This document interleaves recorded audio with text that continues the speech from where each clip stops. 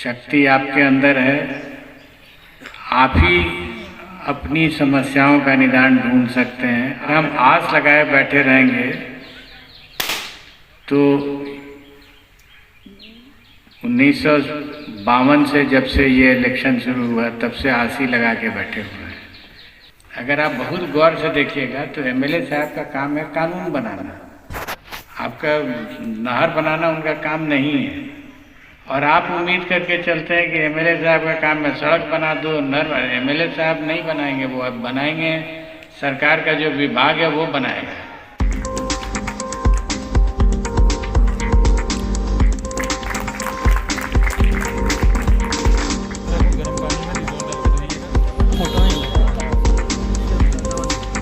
इस न्यूज के प्रायोजक है अफजल फर्नीचर, सह प्रायोजक है हिंदुस्तान फार्मा पुराना चौक काटी एवं उषा फर्नीचर साइन रोड काटी। कांटी क्षेत्र के बड़कुड़वा गांव में आज रविवार को समाजी संवाद यात्रा आरंभ किया गया। कार्यक्रम में निःशुल्क चिकित्सा शिविर का भी आयोजन किया गया, जिसमें करीब 500 लोगों की जांच और चिकित्सीय सुविधा दी गई। समाज संवाद यात्रा कार्यक्रम में मुख्य अतिथि के रूप में बिहार के पूर्व डीजीपी अभयानंद शामिल हुए। कार्यक्रम का विधिवत शुरुआत दीप प्रज्वलित करके किया गया। कार्यक्रम के संयोजक डॉक्टर रत्नेश चौधरी ने पूर्व डीजीपी का स्वागत अंगवस्त्र और बुके देकर किया। पूर्व डीजीपी ने भ्रष्टाचार के विषय पर अपनी बात आम लोगों के बीच कही। अभयानंद ने कहा कि समाज की विभिन्न समस्याओं का निदान समाज ही कर सकता है, केवल राजनीति या कानून नहीं। समाज संवाद यात्रा के उद्देश्य के बारे में बताते हुए उन्होंने कहा कि अब लोगों में सामूहिकता की कमी होती जा रही है, इससे समाज में समस्याएं बढ़ती जा रही है, इसलिए इस यात्रा की शुरुआत की गई है। कार्यक्रम प्रभारी चंदन ठाकुर ने बताया कि समाज संवाद कार्यक्रम आगे भी विभिन्न जिलों में शुरू होगी। कार्यक्रम के सहयोगी नेस्टिवा अस्पताल के अमित रंजन ने बताया कि 12 सदस्यीय टीम के द्वारा लोगों का हेल्थ चेकअप किया गया है। समाज संवाद कार्यक्रम में अनिकेश जी, AK सिंह, गौरव, अमितेश आनंद, कुसुम देवी, राम स्नेही सिंह, मनोज सिंह, रामबाबू चौधरी, रामवीर चौधरी, विनोद राम जी, हेमंत राज, गणेश शाह, सुनील राम, राजकुमार सहित सैकड़ों लोगों ने हिस्सा लिया। इस कार्यक्रम का मुख्य उद्देश्य है आम जनमानस को स्वास्थ्य सुविधा गांव-गांव सुदूर देहात तक लोगों को कैंप के माध्यम से लोगों का समस्याएं, सुविधाएं और स्वास्थ्य के प्रति लोगों को जागरूक किया जाए। मुख्य अतिथि के रूप में इस कार्यक्रम के मुख्य अतिथि के रूप में अभयानंद जी, पूर्व डीजीपी बिहार, डॉक्टर रत्नेश चौधरी जी, IGMS पटना और डॉक्टर ऋचा रंजन जी, IIT रुड़की, सब लोग शामिल हुए हैं। कितना लोगों का जांच हुआ? हजारों लोगों का जांच हुआ है और बहुत सारी संख्या में ग्रामीण पंचायत के लोग, आसपास के पंचायत के लोग भी आए हैं और सबों को इसका लाभ है। ये क्या कुछ जांच? ये जो समाज संवाद किया जा रहा था, जिसमें शिक्षा, स्वास्थ्य, बेरोजगारी, ये सब पे जो चर्चा था, तो इसी क्रम में हमारी टीम जो नेस्टिवा डायग्नोस्टिक का है, नेस्टिवा डायग्नोस्टिक एंड नेस्टिवा हॉस्पिटल, वो यहाँ पे जांच शिविर का काम कर रही थी, जिसमें कि स्वास्थ्य को लेकर के यहाँ पे हमारी 12 सदस्यीय टीम काम कर रही है, जो कि जांच कर रही है। और ये अभी सुबह करीब 10 बजे से लेकर के शाम 5 बजे तक चलेगी। और यहाँ पे जितने भी सम्मानित लोग आए हैं उनका जांच किया जाएगा और फ्री ऑफ कॉस्ट। कितने लोगों का जांच अभी तक करीब सर 1000 से ऊपर का रजिस्ट्रेशन हो चुका है और उनको निष्पादन किया भी जा चुका है, चेक करवा करके। किन तरह की जांच वगैरह? यहाँ पे पूरा होल बॉडी चेकअप के रूप में जांच किया जाता है, एज पर जो प्रिस्क्राइब किया जाता था डॉक्टर के द्वारा। ब्लड शुगर का जांच है, HbA1c का जांच है, लीवर का जांच है, थायराइड का जांच है, जो कि सब फ्री है। जिनको भी जो डॉक्टर ने लिखा है वो फ्री है।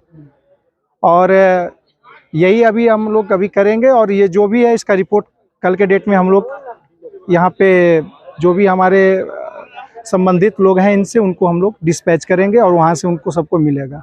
दवा भी मुफ्त दी जा रही है? सर ऐसा है, दवा सिर्फ प्रिस्क्राइब किया जा रहा है, जो कि नज़दीकी जो भी फार्मास्यूटिकल दुकान होंगे वहाँ से ले लिया जाएगा। क्या परिचय हुआ आपका? मेरा नाम अमित रंजन हुआ। मैं नेस्टिवा हॉस्पिटल में एज ए एडमिनिस्ट्रेटर के रूप में काम कर रहा हूँ। शक्ति आपके अंदर है। आप ही अपनी समस्याओं का निदान ढूंढ सकते हैं। आप मतलब हुआ, आप जो यहाँ बैठे हुए हैं, जनता जिसको हम कहते हैं, अगर हम आस लगाए बैठे रहेंगे तो 1952 से जब से ये इलेक्शन शुरू हुआ तब से आस ही लगा के बैठे हुए हैं। कुछ लोग बढ़ गए आगे, कुछ लोग नहीं बढ़े। जो बढ़ गए वो अपनी शक्ति से बढ़े, और जो नहीं बढ़े वो आस लगा के बैठे हुए थे इसलिए वो नहीं बढ़े। बहुत सीधा और सरल इसका उत्तर है।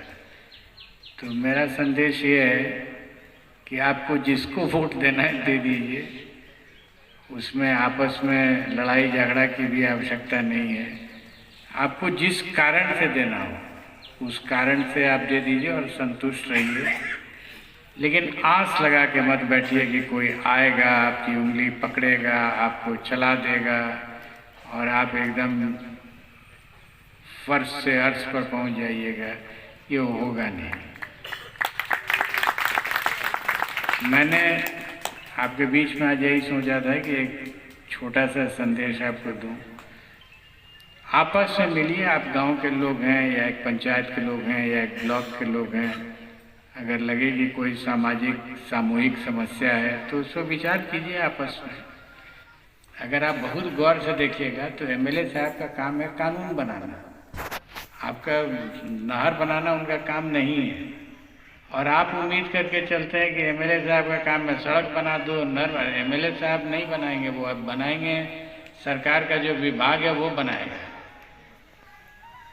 विधायक मतलब होता है जो विधायिका का सदस्य होता है, वो विधायक होता है। तो विधायिका करती क्या है? कानून बनाती है। अगर कानूनी अड़चन आ रहा हो किसी समस्या के निदान में तो आप एमएलए को कहिए कि इसमें कानून बनाइए। 7 लोगों को जो आप अगर फिर गौर करेंगे व्यवस्था में तो देखेंगे कि जो असेंबली में या पार्लियामेंट में जो बिल्स आते हैं वो साहब लोग बनाते हैं। सरकार में जो साहब बैठे रहते हैं आईएएस आईपीएस, वही लोग ड्राफ्ट करते हैं बिल को, जबकि एक भी प्राइवेट बिल आप देखेंगे नहीं आता है। कोई असेंबली में या पार्लियामेंट में, सुप्रीम कोर्ट ने भी इसमें कई बार कमेंट किया। इधर तो हाल में बहुत सीरियस कमेंट हुआ है। एक एक दिन में 3-3, 4-4 बिल पास हो जाता है। इसका मतलब कोई डिस्कशन ही नहीं होता। तो ये हमने वोट उनको दिया था इस सड़क और नहर बनाने के लिए कि कानून बनाने के लिए। ये सब चीज़ें हैं, इन पर चिंतन कीजिए। और सबसे बड़ी चीज़ है कि अपने ऊपर विश्वास कीजिए कि आपके अंदर शक्ति है और वो शक्ति आपकी है, वो आप किसी को ट्रांसफ़र नहीं कर सकते, होगा भी नहीं। आप चाहिएगा कि हम अपनी शक्ति ट्रांसफ़र कर दें किसी रिप्रेजेंटेटिव को, वो चाहे पंचायत के हों या पंचायत वाले शायद कुछ कर पाएँ, क्योंकि उनको कानून बनाने के लिए शक्ति नहीं दी गई है, उनको एक्चुअली डेवलपमेंट के लिए शक्ति दी गई है, लोकल। तो ये एक छोटा सा मैसेज था जो मैंने सोचा कि आपके बीच में रखूं। आप भी चिंतन करके देखिए कि कितना सार्थक हो सकता है। धन्यवाद।